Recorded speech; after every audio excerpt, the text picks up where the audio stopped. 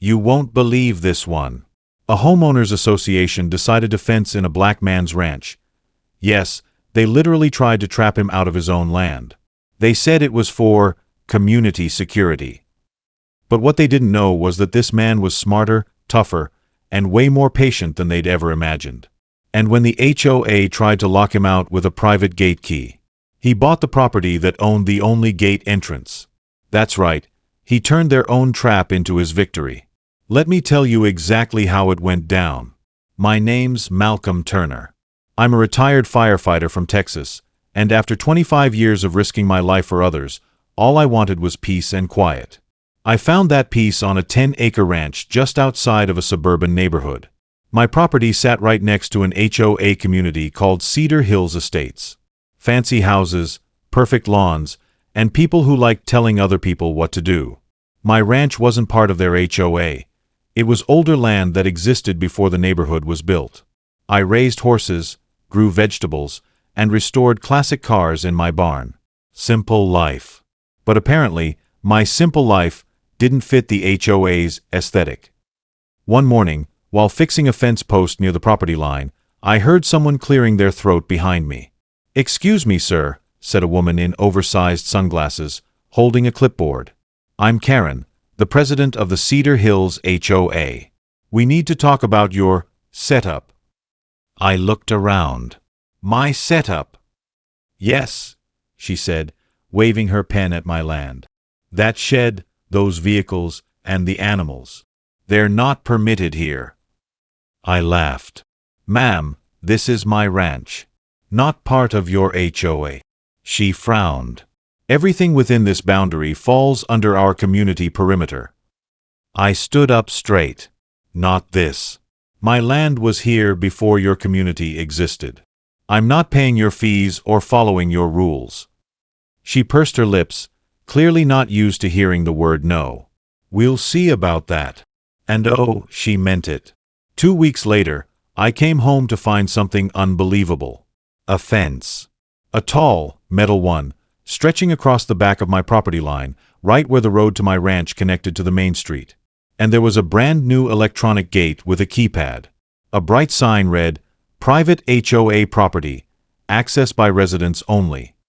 They'd fenced me out of my own driveway. I had to drive through a neighboring field just to reach my own home. I was furious. I called the HOA office immediately. Karen answered. "Cedar Hills HOA, this is Karen." "This is Malcolm Turner. You've blocked my driveway." Her tone was icy. "Your driveway connects to HOA property, Mr. Turner. We've installed a security gate for the community's protection. If you'd like access, you'll need to become a member." "Become a member?" I laughed. "Lady, you built your gate on my access road." She replied smugly, "Then maybe you should have joined when you had the chance." And she hung up. I contacted the county records office and, sure enough, the access road was still public easement property, meaning it couldn't legally be blocked.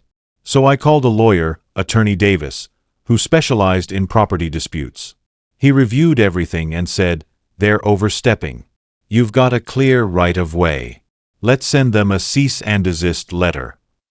We did. A week later, Karen responded, not with compliance, but with defiance. She sent a letter claiming the HOA had purchased the easement from the developer, making it private access.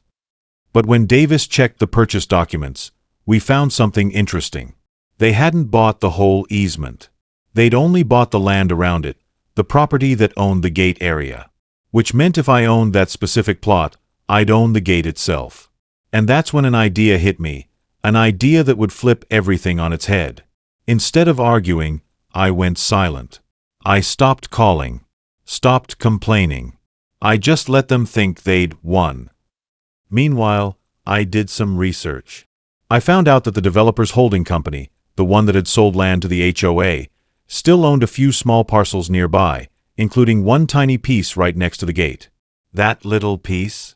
It was the key parcel that the HOA's gate sat partly on. And guess what? It was for sale. The HOA had missed their payment option on it years ago. So I bought it. for $8,500. A few weeks later, I received the deed in my name.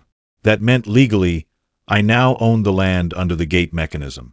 So I paid a local locksmith to meet me there early one morning. He looked at the sign and said, "You sure about this, Mr. Turner?" I smiled. "Oh, I'm very sure." He reprogrammed the gate code and gave me the only key. Then I put up a new sign that read, "Private property. Trespassers will be towed." That afternoon, Karen called me, absolutely fuming. "Mr. Turner, our residents can't open the gate. What have you done?" "Oh," I said casually, "must be a malfunction. I'll take a look when I can." "You don't own that gate," she yelled. "Actually," I said, "according to county records, I own the land it sits on. So technically, I do." There was silence on the other end. Then she screamed, "You can't do this." "Oh, I can," I said. And I did. The next morning, chaos erupted at Cedar Hills. Residents couldn't leave for work. Amazon deliveries piled up outside the gate. Cars were stuck inside. Karen stood outside, red-faced and furious, trying to explain that a technical glitch was being fixed. Meanwhile, I sat on my porch with a cup of coffee, watching everything unfold like a live comedy show. Eventually, the HOA tried to cut the lock, but the sheriff showed up after I called to report trespassing. When the officers arrived, I showed them my deed. They confirmed I was legally in the right. Karen's face turned white. Later that day, Karen and 2 board members came to my ranch. She looked nervous but tried to sound firm. "Mr. Turner, this situation has gotten out of hand," she said. "We'd like to offer to buy that land back from you." I leaned back in my chair. "Is that so?" "Yes," she said quickly. "We'll pay you $10,000, which is fair market value." I smiled. "You see, that land's worth a lot more to me now. You blocked my access, cost me legal fees, and wasted my time. So if you want that gate open again," I paused, "you're going to pay $50,000. Karen gasped. "That's outrageous." "Maybe," I said, "but it's cheaper than rebuilding your entire fence and road network." They whispered among themselves. After a few minutes, Karen sighed. "Fine." We drew up the paperwork right there with my lawyer. The HOA wired the money the next week. And that's how the people who tried to lock me out ended up buying back their own gate, for 6 times what I paid for it. A month later, I watched as construction crews removed the entire metal fence. The HOA put up a small wooden post instead, just a symbolic divider. And as for Karen, she quietly resigned from her position as HOA president not long after. Word spread about what happened, and even some HOA members came by to shake my hand. One man said, "You taught her a lesson none of us could." I smiled. Sometimes you don't have to fight loud to win. You just have to be smarter. Now, every evening, I sit on my porch, watch the sunset over my open driveway, and listen to my horses rustle in the pasture. The peace I worked so hard for is back, and even sweeter than before. And every time I see that open gate, I can't help but smile. Because it reminds me, when people build walls to trap you, sometimes all you need to do is own the door. So tell me, what would you have done if an HOA tried to fence you out of your own land? Would you have fought back in court, or pulled off a smart move like Malcolm did? Drop your thoughts in the comments, and don't forget to like, share, and subscribe for more stories of real-life karma, justice, and sweet revenge.